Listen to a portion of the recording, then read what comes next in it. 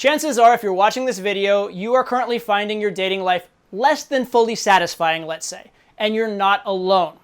Studies have shown that millennial men are losing their virginity later and having fewer sexual partners than has been the case with previous generations. And it's not just millennials, it has to do with the time period we're in. It has become more difficult for average men to have the type of sexual partners and the type of relationships that they typically want. And again, good news and bad news, it's not entirely your fault. But guess what? It is partly your fault, and that's good news because that means we can correct it. So let's get started doing that right now. In the introduction, I said that during this current time period, dating has become harder for the average man. And there are two key components to that. One is during this time period, and the second is the average man. Let's talk about the time period first. What is unique about this moment in history? Well, we're undergoing over the last few decades and ongoing a shift from what you could call an industrial society to a technological or information age society. And with that comes a lot of changes in culture, changes in economics, changes in the way people live their life. Most importantly, in the past, people stayed in communities longer. They knew people in those communities more deeply, whether that be the town they live in, the school they go to, the work they do. There was a continuity and a depth in relationships and a depth in interactions. And during those time periods, when one person met another, oftentimes it was based on a lot of information, based on a solid period of knowing them, based on having peers and friends in common that could serve as references. So it was based a lot on the real actual value that someone possessed. And there was a lot to go off of. Nowadays, there are a lot more people moving around. There are people staying in jobs, staying in school, staying in relationships, staying in cities for shorter periods of time. And so you don't get that depth of community. And along with that, the way that people are meeting for relationships has changed from friends of friends and social circle primarily to a lot more online and a lot more through things like cold approach, random bumping into someone at a bar, that sort of a thing. And so there is a lot less information available at the time of selection. So rather than being in a situation where you are competing based on a meritocracy of actual value, right now we're competing on a meritocracy of advertised value. It's not about how much value you actually have, it's about how much value you can convey to a girl.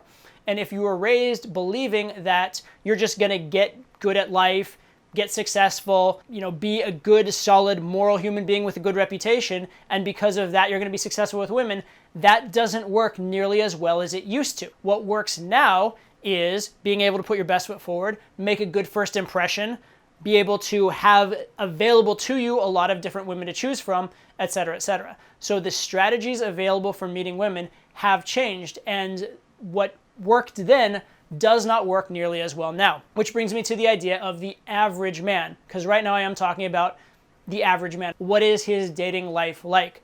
Well, what's happened is that because of this ability to advertise and the ability to have strategies that are not based on real value but based on something that scales, you're ending up with a few men or a small percentage of men who are having tons and tons of sexual partners, tons and tons of selection, and really having access to the highest quality sexual partners and relationship partners. And that is dragging a lot of those opportunities away from the average man. So women are having sex probably about as much as they have in the past, if not possibly even more, but the average man is not having that much sex because there are some men having tons and tons of sex with tons and tons of women, and a lot more men having no sex, having no relationships, no sort of partners whatsoever, or far fewer. And this is what I've seen in my clients over a period of many, many years. I have some clients who are going on 7 dates a week, and I have some clients who, when they come to me at least, hopefully this doesn't last, but when they come to me at least, they haven't had a date in 6 months, a year, 2 years, who knows? Okay? So there is a huge disparity in results, more than you would have seen under those old-fashioned conditions of the past. So the world has definitely changed, and things seem a little harder for the average guy.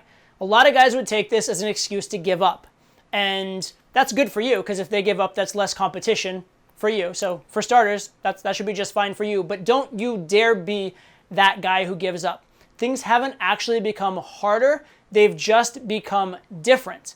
And while it is harder to achieve average success by past standards, it is a lot easier to achieve extraordinary success than it would have been in the past. So take that as an opportunity rather than a discouragement. And what you really need to focus on is your funnel. You need to focus on the amount of girls available to you, because the traditional routes for having potential dating partners do not exist, or are not as good as they used to be. But the new routes are very, very powerful for the reason I mentioned earlier, which is that they are in fact scalable, right? So if you're a cool kid in school, you can date one girl out of that school, and you can date one high quality girl out of that school potentially. If you are a guy with an amazing online profile that girls just can't get enough of and all match with, well, now you have an inbox full of girls and you can fill up your dating calendar. You can have a date every single day, or even I know some guys who are having multiple dates in a day if they want to. So the amount of ability you have to get extraordinary results is tremendously enhanced. What you need to focus on are these scalable strategies. And again, what are the scalable strategies? Online dating is a hugely scalable strategy, and something like a cold approach or going out and meeting strategy, if you can get good at that, you are going to do very, very well. And the good news is the same skills that make you a cool guy in general, the same skills that make you high value in general, do translate to that. You just need to work on the very top of the funnel. You need to work on your photos and bio, or you need to work on the first 2 minutes of an interaction. Once you get that down, the world is your oyster and things are tremendously easier. I'll tell you a personal story. When I was in high school, I did not do very well with girls because I didn't develop my social skills.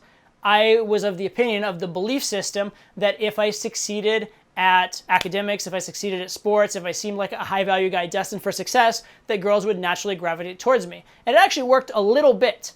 Some of the younger girls, like when I was a senior, some of like the freshman, sophomore girls who didn't know me well but saw me being on stage and getting rewards and on the sports field and things like that, they would get crushes on me. However, I was bad socially and I wasn't able to carry that through, and especially with girls who actually knew me from class and things like that, I didn't do particularly well. However, because I didn't do well, because that wasn't working for me and I was frustrated, that motivated me to try something else. And I started trying cold approach. I started talking to girls I didn't know, starting up conversations, asking for their phone number, asking them on dates. And it wasn't easy at first, but I did get to a point where even though I was very, very far from the coolest guy at my college, I probably had more dates than just about anybody. In fact, the guys who were big in the fraternity scene and were actually sleeping with lots of girls and had lots of options were still impressed by the number of dates I was getting. Now, I wasn't actually closing those dates yet, but I had as much opportunity as the coolest guys in the fraternity scene, even though I was kind of a dorky guy who wasn't really that good socially yet. Why? Because I was adopting a different strategy. I was adopting a strategy which was more of the modern age and which had scalability. Beyond that, I started doing online dating while it was still stigmatized and while it was still very uncool. And because of that, I got tons and tons of dates, tons and tons of dating experience, got better at it, but I also had that continuous flow of, women into my funnel. And so was I the coolest or most social guy growing up? Absolutely not. But I had a better strategy. Because of that better strategy, even when I was less cool, I got more results.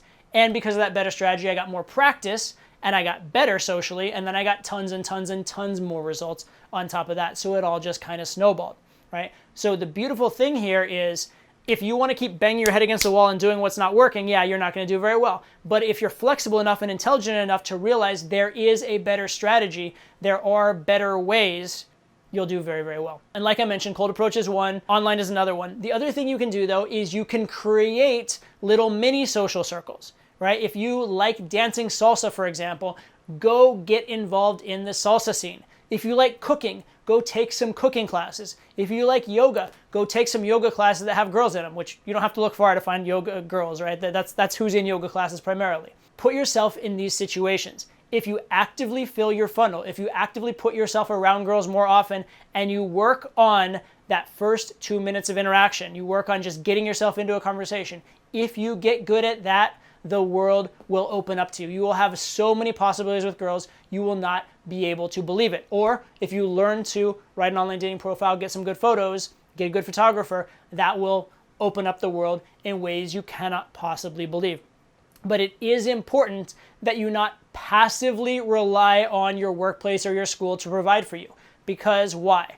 because there's just fewer opportunities there. There's not as much depth as there was before. Also in the modern culture, I didn't even mention this earlier, but in the modern culture, there's a huge stigma or a huge obstacles imposed on dating in the workplace, dating in school. There's a lot more culture kind of against it. There's a lot more risk associated with it. Your job could be in jeopardy, things like that, right? So by all means, if those opportunities drop into your lap, take them. But you want to be in control of your own dating destiny. You don't want to be waiting, hoping, and crossing your fingers that some girl crosses your path. You want to be making dozens of girls cross your path every single day. That is the way you're going to have options. That's the way you're going to have choices. And from those choices, that's when you're going to meet the girl who's truly right for you.